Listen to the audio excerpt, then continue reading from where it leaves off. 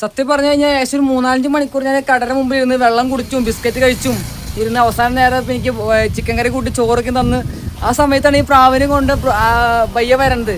അപ്പോൾ ഇത് കാണുമ്പോൾ നമുക്ക് ലാംഗ്വേജ് അധികം കുറവാണ്, കാരണം നമുക്കത് അറിയില്ലല്ലോ. അപ്പോൾ ഇത് കാണുമ്പോൾ നമുക്ക് വളരെയധികം സന്തോഷമുള്ള കേസാണ്. സത്യം പറഞ്ഞത് സ്വർഗത്തിലേക്കാണ് പോകണോ നരകത്തിലേക്കാണ് പോകണമെന്നൊരു പിടുത്തില്ല. എന്തായാലും നമുക്ക് ഇവിടെ ബാക്കിൽ കുറേ പ്രാവുകളുണ്ട്. വാവ്, ഇവിടെ കൂടും സെറ്റപ്പ് എല്ലാം ഉണ്ട്. നമുക്ക് എന്തായാലും ജസ്റ്റ് ഒന്ന് കണ്ടോക്കാം.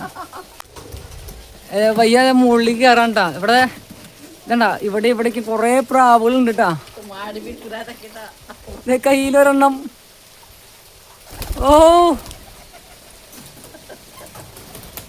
കുറേ പ്രാവുണ്ട് കേട്ടോ.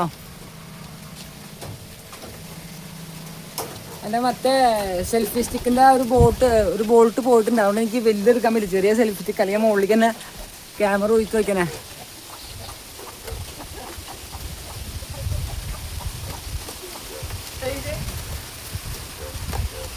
എനിക്ക് എന്ത് രസമായിട്ടാണ് എനിക്ക് കാണുന്നത്.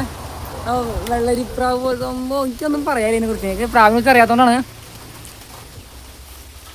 എന്തായാലും ആളുടെ ഈ പ്രായത്തിലും ആളുടെ ആ സ്നേഹം കണ്ടില്ലേ. ഇവിടെ പ്രാവ് മാത്രമല്ല, കോഴിയുണ്ട്, കോഴി കുട്ടികളുണ്ട്. ഒരു ചെറിയൊരു പക്ഷികളുടെ ഒരു ഫാം തന്നെയാണ്. ഇത് കുട്ടിയാണ് കേട്ടോ, ബേബി. ആ, ഇതൊരു കുട്ടിപ്രാവാണേ. ആൾക്ക് ഉള്ള രീതിയിൽ ആളെ സന്തോഷം. കാരണം ഓരോ മനുഷ്യന്മാർക്കും ഓരോ ആഗ്രഹങ്ങളുണ്ടല്ലോ.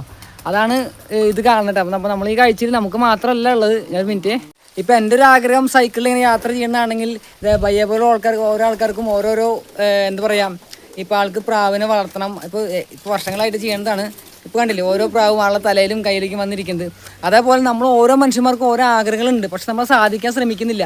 നമ്മൾ ശ്രമിക്കും തോറും നമുക്ക് അതിനുള്ള ഫലം നമുക്ക് കിട്ടുന്നതായിരിക്കും.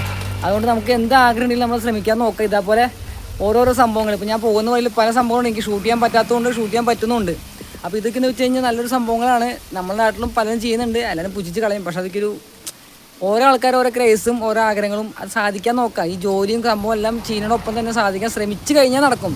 ശ്രമിക്കാത്ത ലോകത്തൊന്നുമില്ല. ശ്രമിച്ചാലേ നടക്കുള്ളൂ. അപ്പോൾ ഒരു പാലം പണിയുണ്ടെങ്കിൽ പാലം പണി തുടങ്ങിയാലേ നടക്കുള്ളൂ. അല്ല പാലം പണിയും എന്ന് പറഞ്ഞാൽ പാലം പണി നടക്കില്ല. അപ്പോൾ എല്ലാം ശ്രമിക്കുക. ശ്രമമാണ് എല്ലാത്തിനും ഏറ്റവും വലിയ ഉത്തരം. അപ്പോൾ നമുക്ക് എന്തെങ്കിലും വീഡിയോ അടുത്തെന്തെങ്കിലും ഞാൻ കാണിച്ചിട്ട് നമുക്ക് വീണ്ടും കാണാം.